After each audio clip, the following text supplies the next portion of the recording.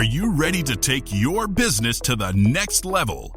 Every day there are countless books and articles that are published offering the key on how to make your business a success. It's easy to feel overwhelmed trying to keep up and run your business. That's why Deb Creer created the Business Power Hour. Keep up on the latest trends, best practices, and techniques for how to make your business a success. Let the Business Power Hour do the heavy work for you. Good morning, good morning. I am Deb Creer, and I am passionate about giving professionals the tools that they need to make themselves and their businesses as successful as possible. And I am so looking forward to talking to my guest today. For those of you who are watching, and if you're not watching, go look at this. There's snow in his window, and that's real. That is real snow. He is in Nebraska, and it is snowing. I'm here in Atlanta, where it's a little nippy, but no snow. So you've got to love this time of year, right?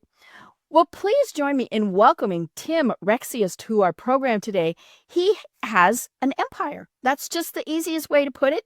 You know, at a tender young age, he already has a whole bunch of businesses that he manages.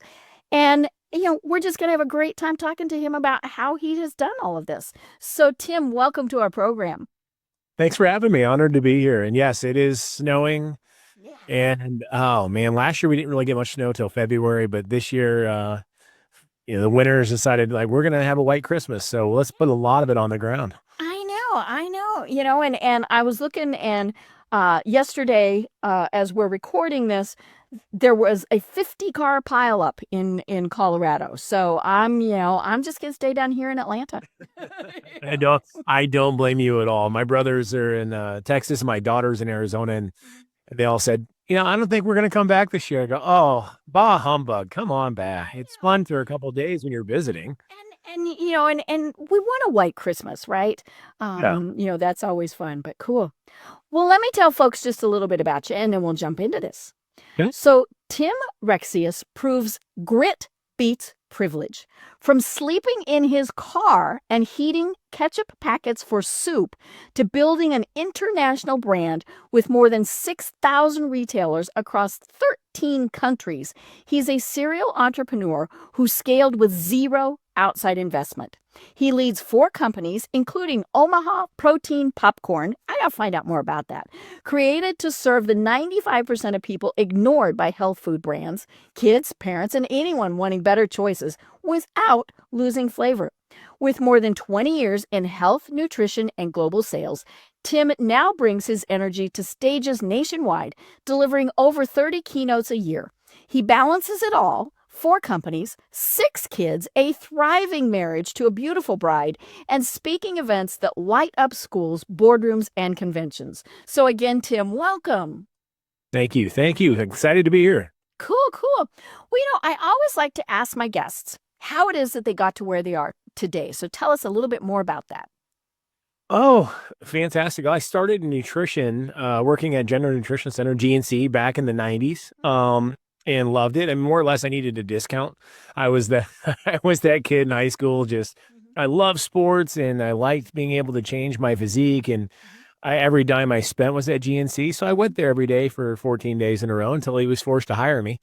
And I worked out to this day, very good friends with those guys, 28, 29, 30 years later, and worked in there in college and loved it. And, but I graduated college, and I was going to the NFL, and I did get my shot, got hurt a few weeks into my career, and that was it. But, coming out of college, I didn't really get the knowledge, I guess, to find outside investment. I didn't have a rich family, or my parents weren't going to co-sign a loan for me. And I just didn't get the business acumen from college to learn how to get investors. And so, and this is after being homeless at 19, sleeping in my car for 6 months. And the ketchup packet story is real. We heated hot water and ketchup packets, made tomato soup. And, but I think from that point, really being hungry and not having a roof over my head taught me to always rely on myself. And there's always a way. If there's a will, there's a way, no matter what. And so fast forward, we got hurt and had a baby on the way. And so I got to get a job. And I got a job with a great company called Mid-American, and ended up moving up the ladder very quickly. But I wasn't passionate about the company. Great products, great company, but I had to deal with a lot of politicians towards the end of my career there, and there is not enough money to make want to do that. And that's just not, like what everybody, your impression of what you think of politicians, guess what? It's probably true. Oh yeah. On both sides. They're just not, here I was 29, moving up the ladder very quickly, but I was very unhealthy. I had 6 ulcers burst at 28. I was so stressed out. Well, here's what I found out is I went from being poor to making a lot of money. But I didn't get that passion from the job I was working. It was just about money. And if your job doesn't fulfill you and your passion, you end up spending all your money outside of your job, trying to bring enjoyment you don't get from your job. And you still end up being broke, just in a nicer house and a nicer car. Right. Well, then the 2009 housing crash happened. And I had all my money in real estate. So now I'm broke and miserable at my job. I figured I might as well be broke and happy. And I had to think back. The last time I was happy was when I was working in a nutrition shop, helping people look good and feel good. So I quit. I was just young enough and dumb enough in my late 20s to sell everything I owned and start my first nutrition store in Omaha, Nebraska in 2010. And scaled and I was going through a divorce. I had 3 small young kids. But I was never happier than I had been just being behind the counter, helping people. I mean, think about it this way. Have you ever seen the look on somebody's face when you help them lose 100 pounds? Right. It's life-changing. And I don't know, that feeling, that adrenaline is such an addiction, but it's such a healthy way. And I started getting in shape, and in walked this beautiful young lady one day with her daughter, and who's now, and that beautiful young lady is now my wife. And within a year of dating Brittany, we went from 1 state to 5 states worth of operation in our stores. To show you the power of that person that can be you. Yeah, having that person believe in you and support you. Yeah, it doesn't just think I'm nuts. I mean, yes, I'm nuts, but she actually gives me direction with my crazy. Her crazy matches my crazy, I guess, is the expression with you. And my wife is amazing, and my daughter, she's worked in the companies ever since that time, and she was my little show helper. And and fast forward, we get married, and she's got 2, I've got 3. We did, eventually had one of our own. That's how the crazy 6. You got yours, mine, and ours. Yep. And now I got a grandbaby too. So we had another one, that fun mix. And that's being a grandparent's the best. Oh yeah. All the fun, none of the responsibility. Spoil it, give them back. I'm really not even mature enough to be a parent, much less a grandpa. So, we're going to do this our own way. But in that process, I was bodybuilding, and my last bodybuilding competition was in 2017. And 2 weeks before that, I got kicked out of the local chain of gyms. We'll call it Globo Gym. And I win the LA Open at 38 years old. Next oldest competitor, I think, was 23. They called me bodybuilding dad and bodybuilding grandpa, because I got gray hair. And I'm like, yeah, I owned it. But we went to a gym the day after that show that we really liked. And my now business partner, Nick, and my wife were there with me. And 2 weeks later, we signed a lease on a 7,000 square foot bay and started Iron Heaven Gyms. This same bay that we were talking about is now 33,000 square feet. We have 3 of these facilities, and turned in what was just supposed to be a side gig and good little tax write-off, turned into a multi-million-dollar fitness business that has growing by leaps and bounds. And at the same time as we had younger kids, my wife and I were trying to find a way to trick our kids into eating protein. Right. Well, because I think of the groups, like young kids, the general population, my parents, they're retired, and mostly they just do is drink and golf, which I totally applaud. I had to be there someday, right? And they're not going to eat protein bars. They're not going to drink shakes. And they're going to go to McDonald's because it's easy. Sure it is. And in the end of the day, I always say this in the fitness industry, do not make it an all or not situation, because 95% of the population is going to choose not. And I say this on social media a lot when we do a lot of the public speaking. It's, the people who are the diehards, the 5%ers. And I love these people. I've dedicated my life to these people, but I said, you guys got to learn to keep your mouth shut, because you're making it such an all or not situation that people are choosing not. Right. And the first time they slip, they're like, nope, I'm done. That's it. And so we start goofing around. The one common snack in our house and my parents and my brothers, who are doctors, who think I'm the crazy witch doctor with all the vitamins, the one thing they'll all eat is candy coated popcorn or cheddar popcorn. It's a Nebraska thing, caramel corn and nacho cheddar, right? And so over a year, over 600 batches of really bad popcorn. I mean, one's so It's bad. pretty inexpensive to be Well, it working. was, but we were just goofing around. And my wife and I had done bodybuilding for so many years. We were so used to finding unique ways of putting protein in donuts and pancakes and waffles, stuff our kids would never know. So we like popcorn. So actually, Omaha Protein Popcorn, caramel corn. Caramel corn. Yes, ma'am. Yeah. So, one bad batch, she forgot to take the seeds out of, and I cracked a tooth. And quite literally, when I tell you I bled for this company, my wife tells me to stop being dramatic, but I'm dramatic. It's what I am, a salesman. Where I'm like, oh my God, this is good. And so that family Christmas back in 2018, we decided to do a little test. Now, if I tell my brothers and my parents and my kids that this is healthy, they will not eat it. No. Or they'll make their noses and go bleh. So we just put it in bowls out at family Christmas, and everyone was like, this caramel corn's so good. And finally I'm smiling. And my older brother of all people was like, oh God, why are you smiling? This is healthy. I said, yeah, but you didn't know it. You made us eat good stuff. I know, but nobody knew. And I'm like, okay, and then my older daughters have a special way of making your father's gray.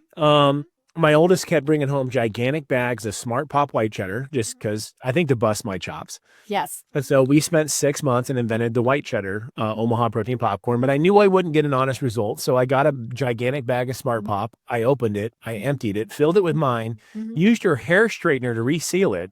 Then I left it on the kitchen counter with a candid camera because I'm like, because all the high school girls, we're the hangout house. Yep. What you want. And they devoured it. And I come back, she goes, that's the best one they've ever made. I go, is it? She goes, oh God, this is yours. So and in the 16 countries we're in and the dozens of thousands of retailers, caramel corn and white cheddar are still our number one, but we have spicy cheddar, jalapeno, nacho cheddar. I was looking at chocolate delight. That looks nummy. Chocolate delight. Now, my 6-year-old, that is the only form of protein outside of chicken nuggets and chocolate milk I can get this kid to eat because I'm not negotiating with a terrorist. I'm too old. I'm tired. He's the youngest. And he's the golden child. And chocolate peanut butter, rainbow candy. And then the new flavors coming out, we're doing a co-brand with Lola's hot sauce. It will be spicy dill pickle. Which is the biggest flavor for kids right now, and ghost pepper white cheddar, spicy white cheddar. So we have a lot of, but it's gone so crazy. But here's the funny thing with this product. So people are like, it's been out 7 years. I'm like, yeah, the first 5 years, not so good. Not so good. Right. I called it optimal performance popcorn. I made it for athletes. I had a bunch of pro athletes that were eating it. It meets the macronutrient efficiency or macros for athletes. That's how it was designed. A big bag. The big bag had like 91 grams of protein. I was thinking meathead, going after that 5% of the population. But not me. Well, I mean, everyone liked it, but I was like, okay, but I'm known in the gym fitness space and I thought I could get it moving and I did, but it just didn't move super well. And right around 2022, I got voluntold into being the chamber president for the Chamber of Commerce.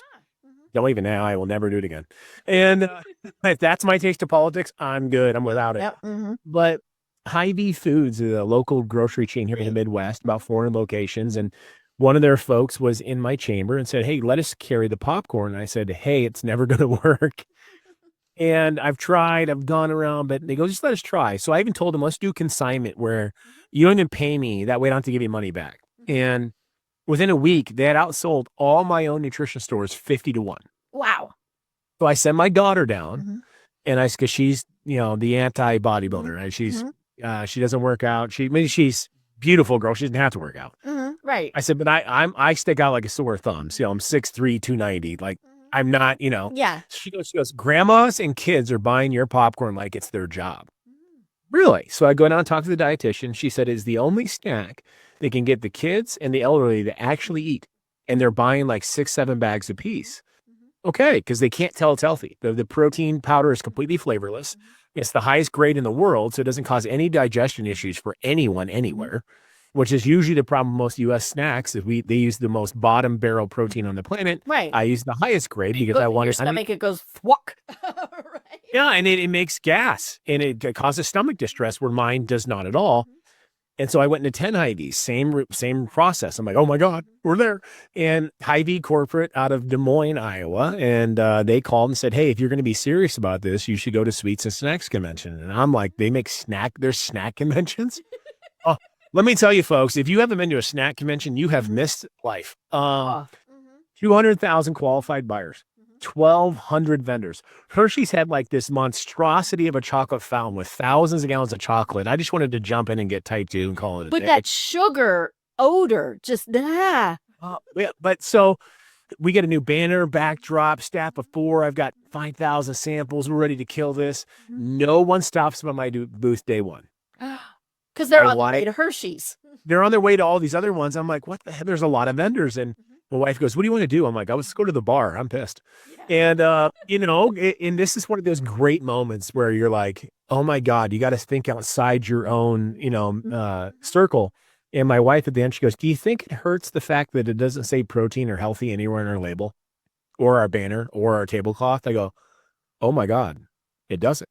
Oops. But I'm so in the gym space, in the nutrition space, that everything I sell is that. It's when you walk into a nutrition store, you're just expecting everything to have protein. You don't have to be told it's nutritious. You're in a nutrition store. So here we are at 10 o'clock at night in Chicago outside the McCormick Center at a Staples, paying $200 for a 1-hour banner, making a sign that says protein popcorn. The next day we safety pin it back to my brand new backdrop that I just paid no much money for. I had a line of 400 people for 2 straight days. And at the end of this convention, I'm like, oh my God, we're going to get rich. We're finally there. And a guy from Hershey's walked over and is like, hey, I'm going to give you 5 minutes of free advice. And if I ever find this guy, I'm going to buy him the biggest beer and I'm buying him dinner. He goes, I go, sure. Why is that? And he goes, well, everyone who works at my booth is eating your popcorn at my booth. And that's an issue. So he goes, can I ask one question? I go, sure. He goes, are you easily offended? I go, no. He goes, why not? I go, I have 6 kids. You learn very quickly as a dad. Athlete and all of that. It doesn't bother me. You'd say, he goes, cool. Well, your bag is ugly. The name doesn't make sense. You need a mascot. The colors are horrible. The only good thing about your product is how it tastes. I go, wow, that was honest. Okay. So on the coming from him, it was the truth. It was the truth. And it was the truth prior. I don't think my ears weren't set to hear it. Right. And my wife and I are on the flight home. And she goes, do you realize that you haven't gone grocery shopping in 10 years? I go, what? She goes, yeah, we sent you one time. You'll buy the cheapest stuff humanly possible and you'll buy it in bulk. I'm like, well, I'm balling on a budget most of my life. She's not wrong. I would buy the 50-pound bag with generic food. Didn't you? Sure. Yes, the black and white. No, and the black and white says white rice on it. A 50-pound bag, I'm good for a year. Costs $20 at Sam's Club, right? And so I'm realizing, being a student of just business and just being a student of, I sit back out of my own self and just look at it and realize that I have 3 daughters and a wife who have more Amazon and TikTok shop and Instagram packages showing up to my house. I don't pick out my own toothpaste, my own mouthwash. I don't even buy my own clothes. My wife dresses me. Right. Because I've worn the same t-shirt to the gym, like off and on for 20 years. I have the same gym bag since 1998. I don't buy things. And so letting the girls who do the most shopping, so my daughters and my wife designed the bags, they designed the mascot, they designed the name. We relaunched in 2023 and we were up 16,000% in the last 2 years. Realizing just reshaped the size, a few mistakes here and there, but it's just gone through the roof. We launched into 20,000 gas stations in the U.S. this year alone and just kind of crazy. Now we're making it in 4 languages. And actually in 2 days, I'm leaving this winter wonderland behind me for Cancun, Mexico to launch. We're doing a Mexico launch with Supplementos Gym and all the onlines and possibly Walmart. So we're going to go present and the family gets to come with me. And the least I could do is bring the daughters who designed it all. This is true. Yes. And so, but the problem is my family's huge. So it's 12 flights. So it certainly isn't free. But and then Christmas, right? Well, it is, but I just got back from Grand Cayman Islands because we launched there and we're launching Costa Rica in a month. And so I get to fly there and it's been a lot of fun. And, and the funny thing is now a lot of my keynote speeches I get to give is people are like, how'd you do it? And I just walk through this process. And what I get from the kids at the high schools, the universities, especially the business conferences where I get to speak at, is that most of my speech is about all the dumb mistakes I made. Right. And just admitting it. I think if there was more of that out on social media, people wouldn't get so discouraged. And we're finding that millennial if we make a mistake, first of all, we can't admit it. And it's a catastrophe, as opposed to what are we going to learn from this? Well, it just did. And that's my thing is I even did videos on social media when we bought shipper boxes for the popcorn, that sit so they're all even. Right. Well, this is one of those circumstances where they tell you measure twice and buy once. Or measure twice. Oh, I knew. I'm like, no, that's the size. 20,000 boxes that are 6 inches too tall. And I get to little eggs in on top. Oh, I looked at air bubble machines and my wife goes, she's like, bro, you just got to cut this to the L column. You lost it. So I was donating boxes for everyone moving. And so Omaha Protein Popcorn boxes are all over the place. I had to walk by. You got free advertising and those 25 pallets for 3 years just looking at my stupidity. But I'm like, okay, well, maybe everyone else can learn from this. And so I think a lot of it's just like for me, I did bring on some investors this year into popcorn because we've gone so big international and how every one of these guys that invested, it's because their kids or their parents were eating the popcorn and they reached out and I've got some really educated guys. And so about 8 months ago, a guy was like, why aren't you marketing? Hey, what do you mean? He goes, you're in 16 countries and you've never run an ad. I go, no. He goes, why not? I go, I didn't need to. I understand supply chain management really well, and I've got good relationship building skills, which I still think is more valuable than anything. And he going 3, he's like, what's 3? I go, I don't know how to. He goes, wow, refreshing. You just admitted. I said, listen, if you're in radio, TV, and print, I'm your guy. You get me 15 years ago, I'm the man. Right. Now, I tried online marketing. I've watched about 6,000 hours of YouTube videos. I still don't get it. I think I know less about it than I did 6 months ago. Well, that's because it changes every other day. Well, it is. And I just don't, it's just not in my wheelhouse. And so the guy that actually is doing our marketing ended up being an investor because he loves the popcorn so much. And wow, just amazing. We did more web orders, I think, this last weekend than I did last year combined. So it's been fun, but it's a learning process. And since I'm a student of the game, as I say, I love business. Why 4 companies? Well, because I enjoy it. I do. I love it. And it's been fun. But the speaking engagements, I think, are probably where I really find my wheelhouse because you always say, be what you needed at that point for somebody else. And that's been the most honorable thing I think I've been able to do. Right. Well, and whoever you're talking to, whether it's high school kids up to business folks, they can relate to you because they, now they might not have been making soup out of ketchup packets, but they're eating ramen, they're, whatever it is and thinking, and then of course, when they think, they give up, and so if you can encourage them to continue on whatever path they are on, that's fantastic. Well, and I think especially for the younger generation, that the 17 to 27-year-olds right now, that 10-year gap, is they're being fooled. There's just so much garbage on social media.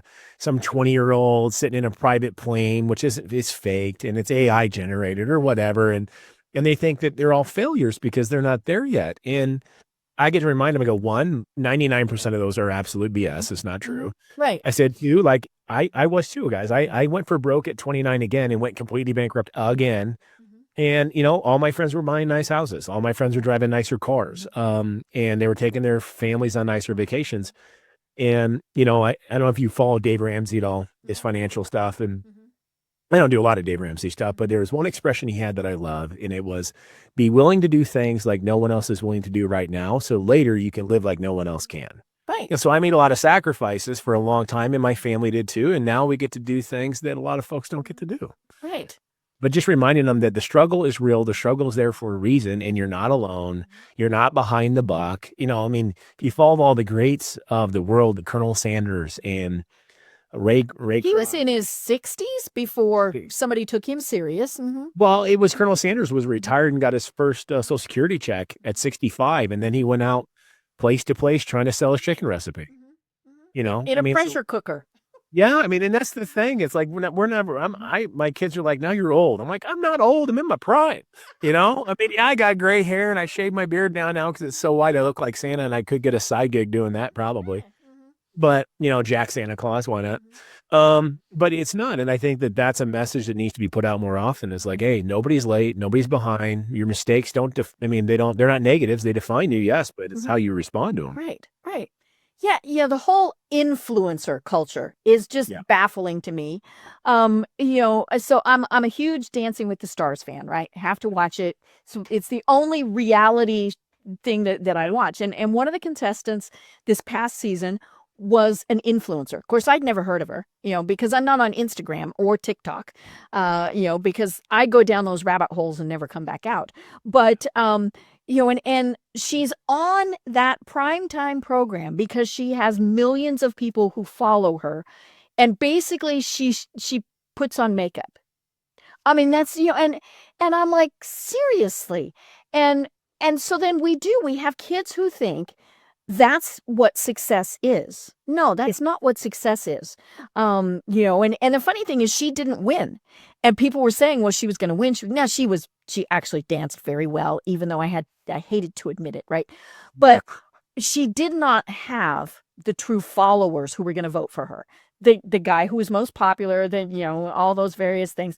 He was who won because of the personality that he had. And influencers, I always wonder, do they even buy it? Talking popcorn, right? Jennifer Aniston is now selling Skinny Pop. I've never had Skinny Pop. It sounds, I'm skinny, right? But I'm thinking, no, she does not eat that popcorn. She is paid to sell that popcorn. Well, case in point, last in February, and I just had spun off popcorn into its own company, and I just started to bring on my first couple guys, and I was down in Arizona about to speak at ASU, and a 2-hour time difference, so it was about 4 a.m. Arizona time. My phone starts blowing up. Oh, business partners and employees and my wife, and that the Kardashians are launching a protein popcorn. I go, oh God, oh no. And at first, my heart sinks because there's the ultimate influencer, right? Because nobody's really sure what they do. No. And they're just paid for being the definition of top influencer, right? And I look at the formula and I go, we're good. They go, why? I go, guys, I'm not going to sacrifice quality. I'm not going to sacrifice for money. I'm just not going to. Like, there's a reason with my background, and my background's in biomechanical engineering, that I designed it this way. And I'll make less money, yes, but I'm putting out a quality product that I want my family to eat. Right. And they're going to be on to the next thing in a month or so. And they're so famous at this point, nobody believes that they're actually a part of it. And it was made with a cheaper version of protein and a cheaper oil, and nothing wrong with it. Like, hey, that's your bag. But we've grown leaps and bounds, and it's in the face of one of the ultimate influencers. We've only gone up. We've gone up several thousand% this year. And everybody's like, oh my God. I'm like, yeah, this is because you're going to stand by what you do. And I'm finding that, even when you talk about the influencers, 5 years ago, I'm speaking at high schools. I would say 90%, nine out of 10 kids, 90 out of 100, whatever. If you asked them what they wanted to be in the next 5 years, and influencer was the term.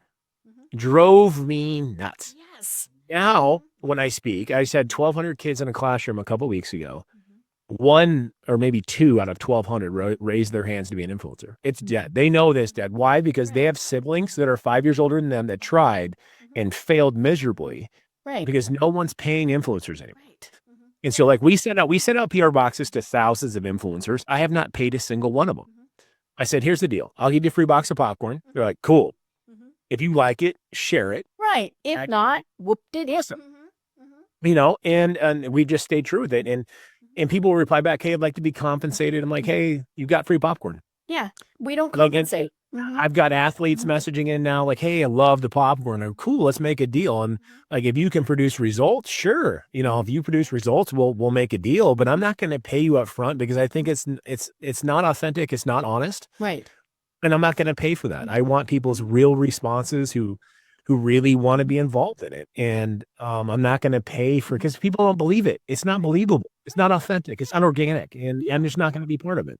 And paid is okay. I mean, we've had paid advertising. We've had paid spokespeople Sure. for hundreds of years, right? UGG stood there and went, me like this club, whatever, but yeah, it was, but we knew they were paid. So we didn't care. They were paid to stand there and say whatever. I think the thing with influencers, and I think they originally started out right, where they truly used what it was, all of those things. But then it was, who's going to pay you the most? And, and you may not remember, there was a thing, it's probably about 15 years ago when social was really starting, called Clout with a K. And you got a Clout score. And it was based on your social. And I actually, because of my social, I had a pretty high Clout score. And it was really interesting because you would get things. Because companies would recognize, hey, this person has a big Clout score.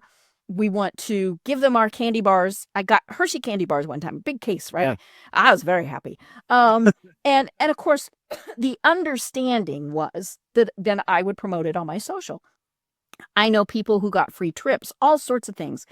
But then people figured out, hey, folks are gaming the system, right? Yeah. They, they're just doing the stuff to get the free stuff. And so Clout went under. And it was a pretty good concept while it lasted, because it was talking about what your influence was. Yeah. But then it turned into, you really were just gaming it. And because you could buy, and you still can, followers, fans, whatever platform you're on, likes, all that stuff. Yeah. I mean, you can easily do that. And so they're not real people. And that's the thing, like when they're talking about, hey, this social media influencer has 2 million followers. Yeah, right. There's probably 100 of them that are real people. Well, and that's the new algorithm, the new software. They can tell when somebody buys, likes, they can tell. And so it's kind of leveling the field back. And what you're seeing now, I've seen Taco Bell's doing this as well. And my son-in-law, the one we talked about earlier, is from Iowa, who likes to talk a lot of smack about Nebraska. Oh.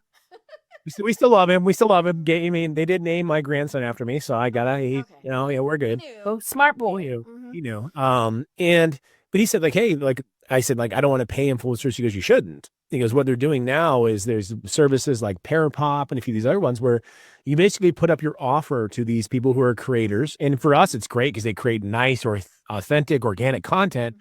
And it's a bid. So basically, you say, if you get 1 million views, it's $1,000, or 500,000 views, it's $500, whatever it might be, something that's affordable. They have to actually go and buy your product, just like a consumer. You're not even give it to them for free. And they have to, and then this software literally tells whether or not it's real, authentic, organic. Because if they ever get busted not, they're dead in the water. Right.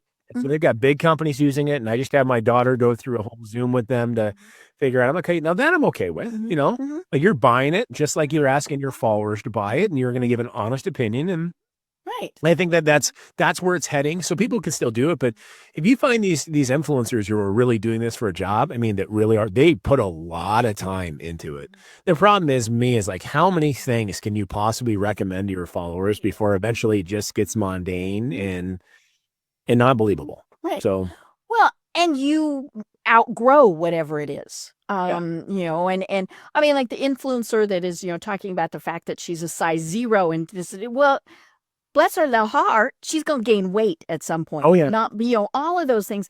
And then the problem is she will have absolutely nothing to fall back on. Yeah. And, more than likely would have done what you talked about, got that money, spent that money. And, it's one thing if they got it and invested it. Well, good on them. Maybe they bought an island somewhere and they're going to retire. But yeah, it's all about the tried and true business techniques. And that's what people, there aren't shortcuts. You can take a shortcut, but it comes back and it bites you. Well, we're working on a deal in Malaysia down to Singapore right now. And my board of directors is like, how did this happen? I go, old school. They go, what's that mean? I said, I was at a trade show and I start chit chatting with the guy behind me who's running a booth too. And we're just shooting the breeze. And I'm like, hey, have you tried my popcorn? He's like, no. I'm like, hey, and obviously we're not competitors, but we're not there, but I'm friendly, old school, handshakes, beat ads. He loved the popcorn so much. Well, apparently he's doing business with a guy in Malaysia. He goes, and they want to expand it in that area. It's a big area that the U.S. is trying to push exporting to. And And so now we're making a deal to do business in Singapore and Malaysia. Right. Just because I made a friend at a show. And the amount of people I've met at airports and, in a taxi, whatever it be. My wife has an expression, if we're in a hurry, I can't go to the gas station. Right. Because you're going to be chitty chat. For 15 minutes. And so she goes in if we're in a hurry, I get to go in if we're not, because I'm going to get to know everybody there. And I always, I got an expression from my old mentor that said, you never know what position the people you meet now will be in 5 years to help you. And so make friends with everybody. Right. Yeah. I've interviewed my friend Dave Averin on the program several times. And one of his books is, it's not who you know, it's who they know. Right. Yeah. And so the person behind you in the grocery store line, Betty Boop, right? But Betty Boop's sister is the head buyer for, whatever it is. And that comes back to just be nice. Right. In the high schools, I do this, and this is the best one. You'll totally get this. So I have 1,200 kids, it'd be 30 kids, doesn't matter. I do the same speech every time it's new. I said, imagine you've got that, you guys are out of school, it's 3 years, 4 years from now, you've got that dream business, you're passionate about this. Everybody get it in your head. They're like, okay, I got it in my head. And you're gone to the bank and the banker likes it. Okay, we're almost there. And it goes to underwriting. And they're the people that really decide whether or not you're going to get this money, this passion, this dream. They go, and the underwriter is the person in this school right now that you dislike the most. And they all go, oh, I'm like, yeah, now you know what I mean when I say every person is a potential customer. I said, so how you treat people really does impact your future. How does your approach to that person for the rest of this school year going to change?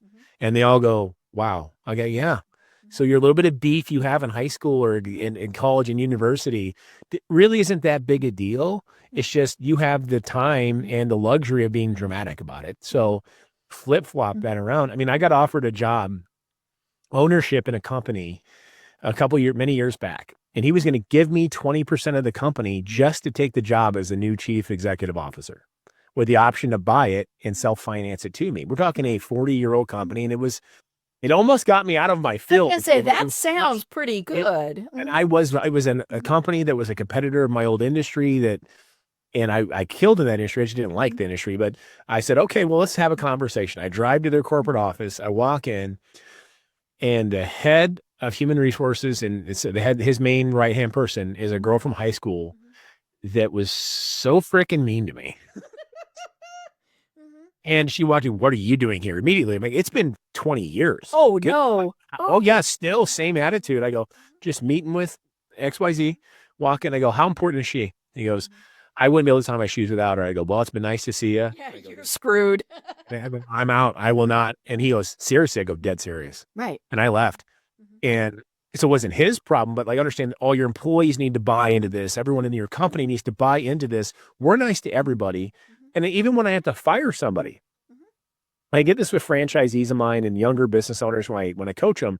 When you fire somebody, I axe it out. I go, no. You got to kill them with kindness, brother. Understand that every employee you have is still a customer of your business. Right. And he might be stupid now because they're 19 or 21 but eventually they're going to be 31 or 41. Right. And they're going to be a parent. They're going to go, God, I want to go in that store, but my boss, when he fired me, was such a jerk. Or they could say, hey, that guy showed me a lot of grace and really spoke some wisdom into me. And, I probably deserve to lose my job. And by my actions with that, I think I've kept a lot of bridges unburned because I just kill them with kindness. Right. And I'll be honest, every once in a while, I still, I don't, we've been on the air for so long. I typically now don't ask people to be a guest. They come to us. That's great. Yeah. We get absolute fabulous, just like you did, right? But when we were still, starting out, I had to hustle. I had to get guests. And so I approached a person and I said, love you to be on the program. And very nice response from him. Would love to get with my assistant. She'll get it set up. So I contact her and she tells me, now she does this in writing. He was being polite. He has no intention of talking with you. And I thought, well, la-di-da. Oh. And I thought, okay, now what do I do? I didn't do anything, right? I didn't tattle. I think I sent her a note and I said, well, thanks for letting me know. I mean, something, but I didn't go back to him and say, what gives? And now I didn't quite let it drop there though. I have a confession. So years later, when we got to be, big podcast, thousands of episodes, right? He personally contacted me and said, "Hey, I'd like to be on your podcast." I turned him down. Yeah, there you go. Now, was that wise? No. He would have been a fabulous guest. And I actually told him why.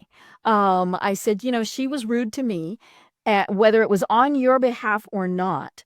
And he actually didn't even respond. I don't know if he was mad, embarrassed, whatever. Should I have done that? No. I should have been the gracious person and said, "I would love to interview you," right? But yeah, sometimes. Well, it happens. So with my own kids, I get to live this out, obviously. And my son, one son's 20, my other one's 13. And a 13-year-old's got a mouth like me. I'm like, "Hey, keep. Well, they said I couldn't do it." I said, "Cool. Let me tell you what happens 10 years from now, and then 20 years from now, and 30 years from now." I goes, the scoreboard moments where all of a sudden you've done it and you don't even need to say anything. Right. Because they'll notice.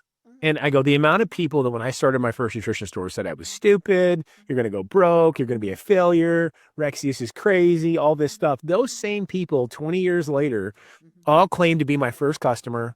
They all claim to, "I was with you from the beginning, bro. You remember that?" Now I can do that. I told you so, which I'm not telling you. It doesn't, of course it crossed my mind. I'm like, I would love to just tell you what you said because I remember. But I'm like, yeah, Dan, I appreciate too. They do. I give it grace. I'm just like, you know what? I do, man. I appreciate you guys so much. Everything else I thought was crazy. I'll even repeat some of the things they said and pretend like it was somebody else. Yeah. He said I was crazy and I was going to end up sleeping in my car again, but you believed in me, bro. And I appreciate it. Oh, and we're high fives. And it's amazing that amount of loyalty and the extra sales they'll go support your business with after you do that. And, even my own parents, God love them. I do. I respect my parents tremendously, but they have never invested in the company. And when I started Rexius, they told me I was nuts. Well, you do have two brothers that are doctors. One's an attorney. And my mom and my mother, God, I love my mom. She's the sweetest human being ever. I mean, my mom's all 5'4", right? And I was an 11 and a half. Giant boys, yes. Well, no, just me. I look at my brothers are all this tall. And my mom I had like the record at St. Luke's Hospital in Sioux City for like 30 years. I was 11 and a half pounds. Oh, your poor mom. I know. Right. And so this woman, I was so fat, I didn't open my eyes for 3 days. So I owe this woman everything. And, she said, "Well, Craig's an attorney and Lee's a doctor and Scott's a doctor. And we have you." I go, "I'm the CEO of 5 companies. She goes, "That's a self-given title." I said, "Yeah, well, I make more money than all of them." She goes, "That's true." And I go, "Who's going to send you on that cruise?" And all of a sudden now I'm the favorite again. And, but it is funny because it's, and my brothers, God love them. They're all my biggest fans. My brother Craig's my attorney. He's actually on my board of directors. And, I love it. and it's, come full circle. My other brother's an OBGYN surgeon. So he actually recommends my cheddar popcorns to his nursing moms or his women with gestational diabetes. So I'll say I'm selling it to their hospitals. Protein. Yeah. And it meets all the standards. And so it's just fun because, who knew that my mom always said that your mouth is either going to get you arrested or get you paid. Thank God it got me paid. But I was raised right. And people were like, "I can't believe you were homeless. Your parents," I go, "I probably could have came home." Right. But I made my mistakes. I needed to find my way out of it. I needed to find my way on my own. And I didn't want to have an "I told you so" moment. So I was like, I'm going to figure this out. And because of that, it's defined me ever since then. So. Right. And you knew that if it really, really, really, really got bad, you could go home. And I think that's the thing is sometimes we leap a little bit too soon. And it, it's that we don't have faith in ourselves, and that's hard. But yeah. Now I do have a complaint. Yeah. Popcorn, it's not in Georgia. I looked. Well, we just inked a deal this morning with the new distributor in Georgia. There will be, and I can't remember, I think Spinks is a chain of C-stores that direction. Graham Enterprises. There's a bunch of them. They own hundreds and hundreds. I can order online. I know. So, but yeah, it was like we will be every gas station you go to and every grocery store. Just put it as a request. It helps me. This is true. Yes. And every gas station chain we've gone in has sold out in less than 10 days. Every one of them. So yeah, we just need to deal with the Southeast Division out of Georgia for distribution into a couple thousand gas stations. So hopefully soon. All right. I'll just keep asking for it. So it helps us. And I appreciate it. I love it. Well, popcorn's not the only thing you do. I mentioned at the very start that you have an empire. So tell us a little bit more about your other companies. Well, Rexius Nutrition was the first store I started, and then we started franchising in 2013, 14 when I met my wife. And and it's been a real change over the last 6 years. I had 12 of my own stores at one point, and it just got hard to manage. And I realized something in around 2019 that the first 9 years, just call it luck, call it the grace of the Lord, whatever you might, but I had the exceptions to the rule. I had the best employees of all time. Some of them became my business partners on my gyms. And then for about a period of 3 years, I got the rule instead of the exceptions. And all you guys who own businesses, you know what I'm talking about. Employees who do just enough not to get fired, and they're likable, so you don't even want to fire them. But I'm like, God, there's no motivation, right? And so I decided after that point, my wife and I talked. We sat down and prayed about it, and said that, okay, if somebody's got the talent, we're going to be what they needed to be, what we needed to be at that age. And so we sold all of our stores except for the original founding location to our staff and turned them all into franchise owners.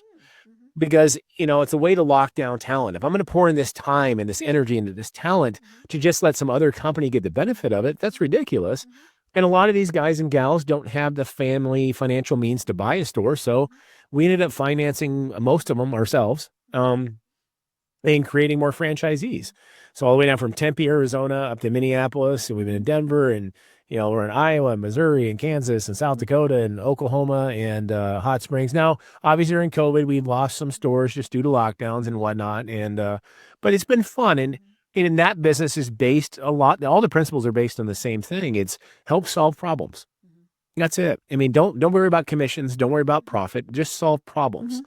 And we have a funny thing in our stores. Nobody knows what I make on anything purposely. They have no idea. Their job is to recommend what is best for the customer or what they have personally used themselves, and just keep that authenticity real and that organic, help. And it's been fun. And the gyms, we talked about that a little bit, but that was my commitment to people's fitness. I just took all the rules that all those business ideas you have when you're 18, they do work at 38 and 48.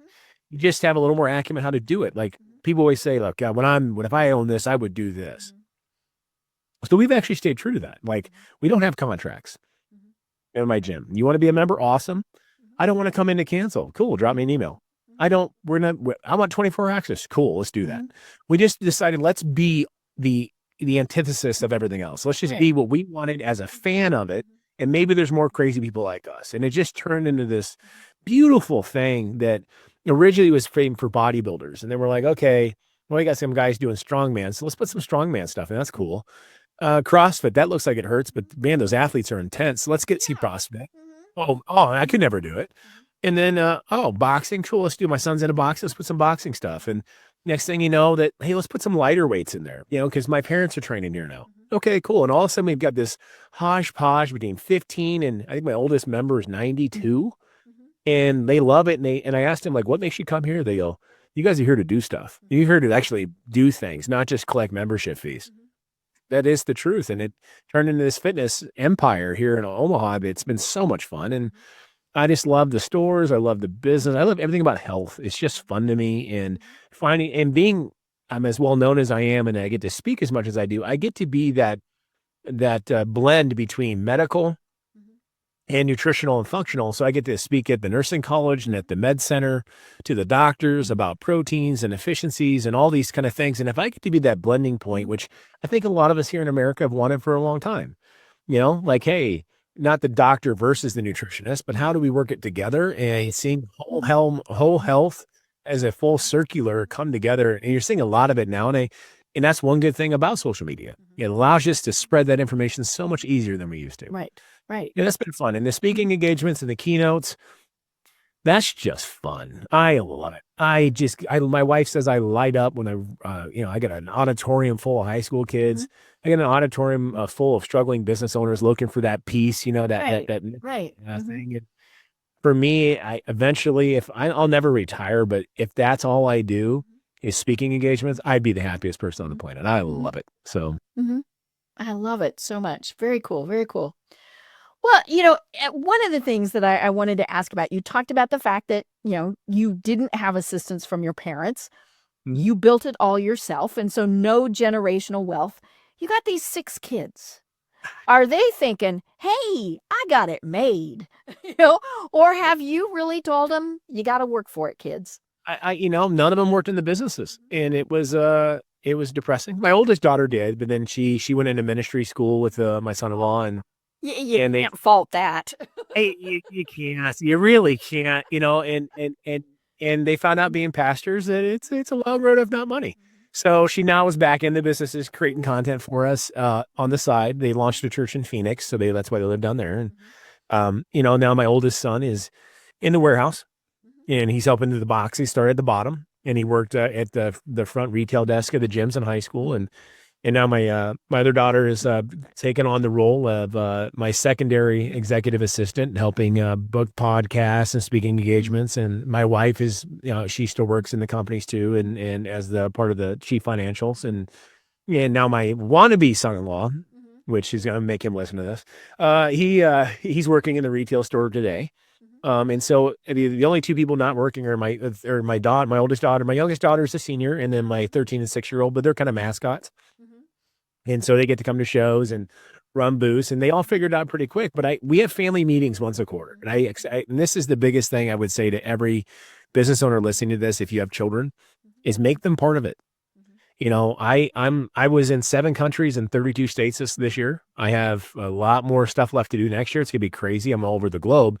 But my family is very important to me, so I told my family once a quarter we have a meeting, we have dinner. My wife is a phenomenal cook, and everybody sits down, and I get to give them a 30-minute spiel about what we're doing and what's going on, what crazy, and I said, "Hey, we've got 7 calendars, but if something's important to you, I wanna know, put it in the calendar and tell me, 'Dad, you cannot miss this. I will You build have my to be schedule.'" at this event. Yes. She wants me to be a show choir dad. I don't know what that means. So apparently I gotta wear a t-shirt that says show choir dad. I gotta have Yep, one and you Saturday. So yeah, and so now I'm doing that. And she's like, "I know your schedule's busy." I go, "Not too busy for you." Right. And the kids understand this. And I did tell them all, I go, "We have a living trust." I said, "So if something happens to mom and I want you guys to know very quickly that you're not gonna see a dime till 35. And they go, "At all. And if you're still messing around at 35, it gets kicked to 40. And if you're still messing around at 40, it gets kicked to 45. And if you still haven't figured it out since then, it goes to your kids. And it starts over at when they're 35. Because my job now with having no generational wealth is to build it. And I look at it a lot. Like I talked to this gentleman from Spain, and they're not saving for their kids. They're saving for their grandkids. They're always saving for 2 generations ahead of them in case one generation is a screw up, a Right. family wealth continues. And so that's my job. That's on behesting of me to make sure that happens. And so when they all turned 16, they got the biggest piece of junk I could find. The first 4 of them all got in a wreck in the first. Dude, they all got the biggest piece of junk I could find because they all got in a wreck in the first week. Yeah. And, So first of no all, point. yeah, they're gonna wreck it. Why are you gonna pay insurance on an expensive car? Yeah. And I just like you go appreciate what the rest of us grew up with. And like, listen, if you have a business idea and you're 22, I want to be the first guy you give the option to, but you better bring the math. Right. Yeah. There's no You handouts have here. a full proposal with whatever, and Well, it is, I'll give you, I want to give you a leg up in life, but I'm not giving you a handout. And my grandfather had a great expression was be a doorway for people, but not a doormat. Be a doorway to a better opportunity, but don't get walked over. And so that's what always pops in my head whenever I'm kind of judging a situation with the kids where I'm like, okay, like, this is an option, this is that, but it's a business deal. And my wife is an accountant. So you got to bring the math. Yeah, I'm the emotional one. They might get me, but they ain't gonna get her. I mean, you don't mess with the mama 6. No, she is not one to be trifled with. So, and they all, the new rule in my house is if they have to ask for something, they have to group text my wife and I together. So they don't no talk me. playing you against each other. And they know if I'm super busy, I'll just be like, hey, whatever. I don't even pay attention to it. And so if they have to ask her, she's like, And the girls hate it. My daughters know that my daughters, all 3 of them have being a girl dad is the greatest thing ever, but I get talked into things. I've been on more daddy-daughter pedicure dates I can begin to tell you. I still don't know what shellac is, and I'm paying for it. But at the same point, I want to give them some extra things I didn't have without spoiling them at the same point. Right, right. Yeah, I remember. So for some reason, I like Shaquille O'Neal. I just think he'd be a fun dude to meet and have dinner Oh with, yeah. right? And I mean, I don't know how many millions he has, but he has lots of millions. And he's made it very publicly known that his kids will get nothing.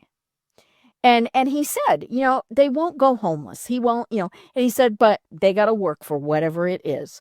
And I love that concept because we don't appreciate what we didn't work for. Kind of like the car, right? If you get my first car was a Plymouth Fury that we called Sherman because it was the size of a tank.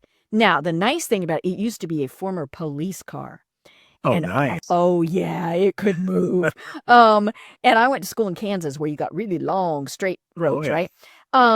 But it took a lot of gas and it drank oil like it was going out.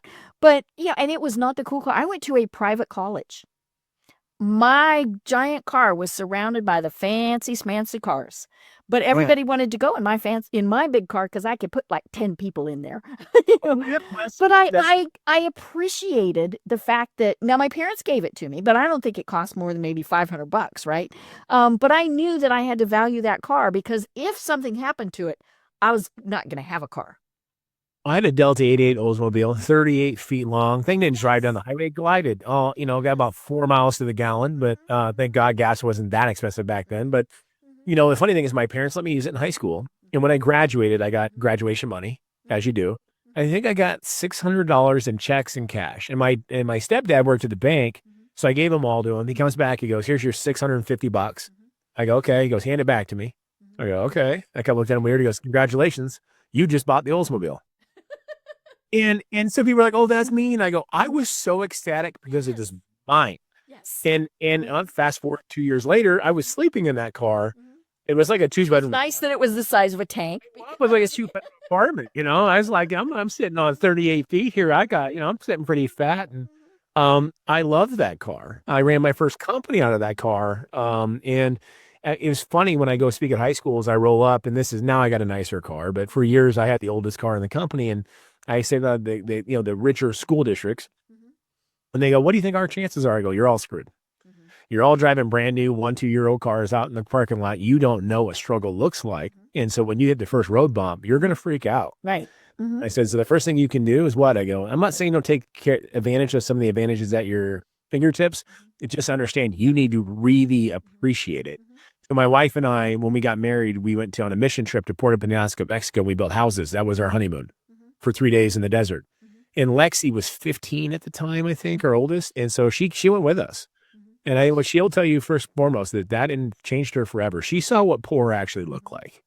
And my wife I reminded my wife of that. She goes, "We need to take the other 5." I go, "I agree with you. Right. You need to see what that's like, because I think that it's all their own perception right now. It's in their tiny little bubble, and we need to expand that bubble." So Right. Yeah, I saw something on probably social media today where this person was saying, "I was feeling whiny. I was feeling, wah, wah, wah. Oh, poor me." And this gentleman held a door open for me, and I realized he did not have an arm. He was like, Oh yeah. yeah, yeah. And I feel that way a lot. I've been through some health struggles, and I will feel whiny and all these various things. And then like a St. Jude's commercial will come on, right? Or I'll see a wounded veteran. And it's like, nope, you have absolutely nothing to complain about.